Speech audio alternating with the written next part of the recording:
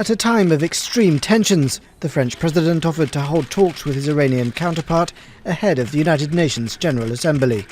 This is France, Britain and Germany all joined the US in saying there's no plausible explanation other than Iran being responsible for the attack on Saudi oil fields 10 days ago.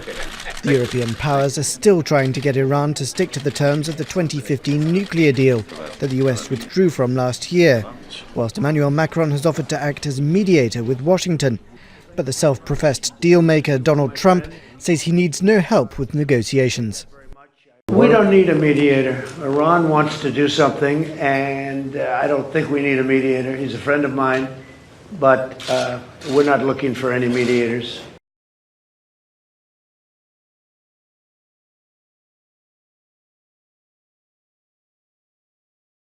Trump in meeting after meeting after meeting today, but perhaps the most important is the one he probably won't have, with the Iranians dismissing a one-on-one with President Hassan Rouhani. Will you meet with President Trump? No. President Trump not quite ready to rule it out just yet. We'll see what happens, but we have nothing scheduled at this moment. The escalating tensions hover over the United Nations General Assembly after the U.S. blamed Iran for the attack on Saudi oil production facilities last weekend. Iran showing off its military might in a parade, demanding the U.S. leave the region, with the Pentagon set to deploy a small number of troops to Saudi Arabia soon, and new sanctions slapped on Iran's national bank.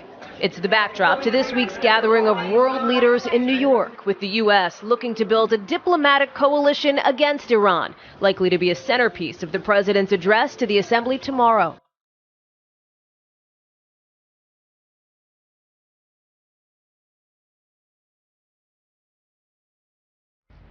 I welcome the judgment this morning of the Supreme Court. That judgment is unanimous, that judgment is unambiguous, and that judgment is unqualified.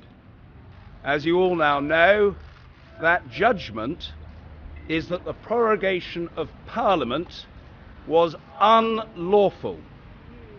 Unlawful because it prevented or frustrated Parliament in the discharge of its core duties, and it did so at a crucial time for our country.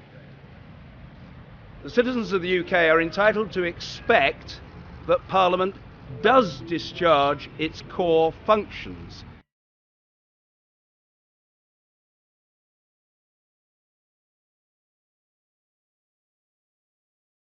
School is back in session here in the U.S. state of New York. Students are rushing from class to class, keeping track of their notebooks and pencils and trying to get top-notch grades. However, for one specific group of 26,000 youngsters, school is not back in session.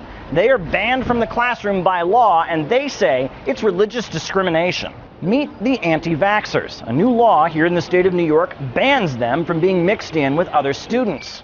Chapter 35 of the laws of 2019 prohibits a school from permitting any child to be admitted to such school or to attend such school in excess of 14 days without sufficient evidence that the child has received all age-appropriate required vaccinations. Now, the new laws were passed after an epidemic of the measles that was pretty big, over 600 people infected. And the main hotspot was an ultra-Orthodox neighborhood here in Brooklyn, where parents refused to vaccinate their children.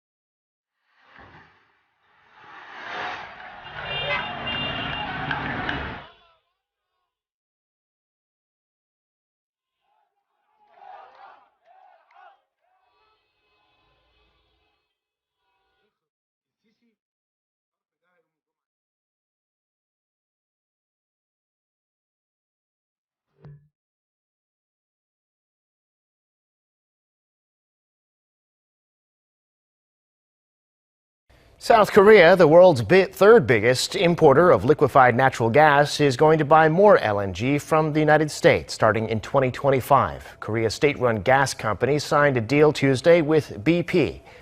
South Korea will purchase $9.6 billion of U.S. liquefied natural gas over the course of 18 years starting 2025. According to the Trade Ministry on Tuesday, the state-run Korea Gas Corporation has signed an agreement with BP to buy 1.58 million tons of LNG from the U.S. The 15-year deal, which can be extended to 18 years at a seller's option, is the first long-term LNG purchase contract signed between Korea and the U.S. during the Trump administration. President Moon Jae-in also referred to the deal in his meeting with President Trump in New York.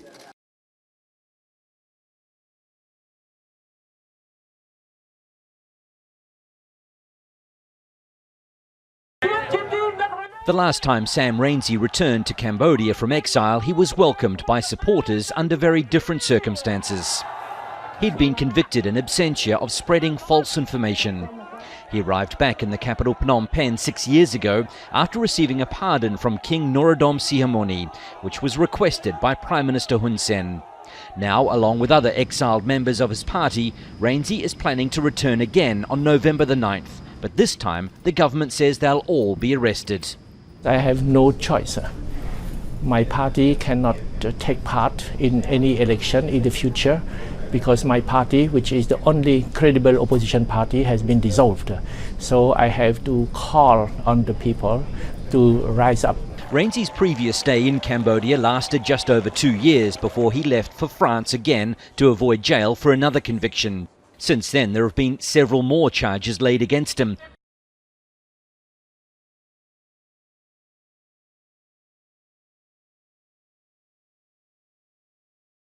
Another case of African swine fever was confirmed today at a farm in Paju near the inter-Korean border. This is the 4th case so far. African swine fever is harmless to humans but fatal to pigs, so it's a risk to pork supplies across the country.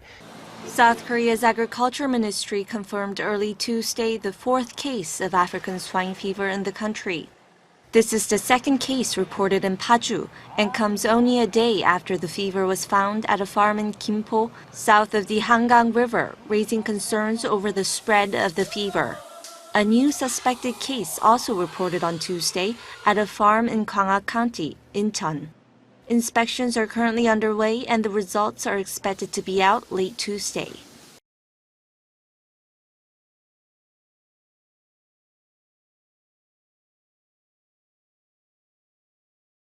You have stolen my dreams and my childhood with your empty words, and yet I'm one of the lucky ones. People are suffering, people are dying, entire ecosystems are collapsing. We are in the beginning of a mass extinction. That's teen climate activist Greta Thunberg shaming world leaders at the United Nations for inaction on climate change. She's garnering a great deal of attention for that scathing speech, but there has already been concern in the media about using child activists. A New York Times piece says climate change is scaring kids. Here's how to talk to them. A Washington Examiner opinion piece saying this Greta Thunberg thing is child abuse. Mark, are adults being unfair to children like Greta? Yeah, they're terrifying them. I mean, look, the reality is you've got people like Alexandria Ocasio-Cortez saying the world's going to end in 12 years. And if you're an impressionable child, that's terrifying.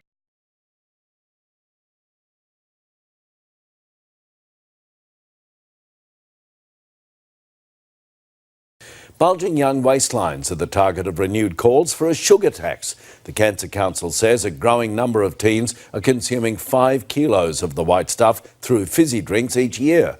The Cancer Council surveyed 9,000 students. 17% consumed 5 kilos of sugar from drinks in 1 year. Almost 1/4 of boys had a litre of sugary drinks a week, a habit taken up by 1 in 10 girls. With fears obesity-related conditions like cardiovascular disease are going to be more prevalent, the Cancer Council wants to increase the price of soft drink by 20%. People are more receptive of a health levy when it goes to funding other health programs. Under the proposed tax, a 600ml bottle of Solo would go from $3 to $3.60, while a can of V would cost $3.51. A can of Mother would set you back $3.42. As well as the sugar levy, the Cancer Council also wants extra labelling on products to indicate whether they have added sugar.